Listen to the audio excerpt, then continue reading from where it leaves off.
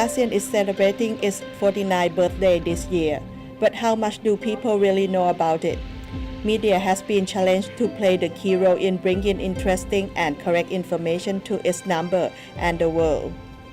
There's a sense of togetherness, but because the media hasn't pushed it very hard for the past and often sort of taking the high agenda or ASEAN top policy agenda to publicize. Now I think if we turn around and look at the various human-related issues, then it would be great that people feel belong to one another and no longer confined by the borders. But these days, the importance of ASEAN has been bigger and bigger. Although the changes is taking place a little bit, slower than expected, but still, it's a big player in the global, not only economy but also politically. What we see on newspaper today is more like about regulation of ASEAN, about the benefits of this and that project, but I want to see the impacts of it more. I want to understand the analysis. I want to see the journalists analyze the problems more.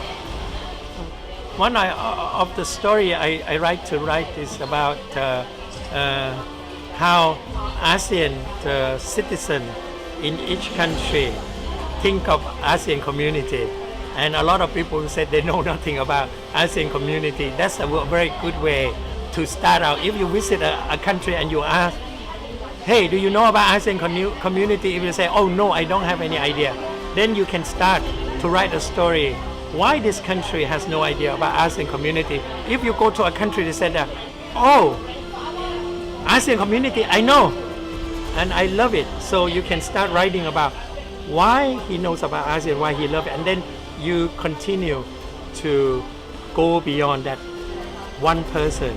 You pick up other related story. That's how you write about ASEAN. After 2 days, the participants of the Reporting ASEAN Media Forum have a lot of things to share about what they need to talk about in the ASEAN community. After joining this one, I still have limited of understanding, but at least it can broaden my knowledge about what economic integration means and what is the remaining challenge, what is the opportunity for the people in the 10 ASEAN countries. Sometimes we only look about the positive outlook, but on the other hand, there are still many issues. Reading more about how you can connect the dots and how people can appreciate more the community that ASEAN is offering. That's allow the many youth allow they are still they know about the ASEAN, but they know just only the overview of the ASEAN. But after this forum, I will tell the detail is more deeper.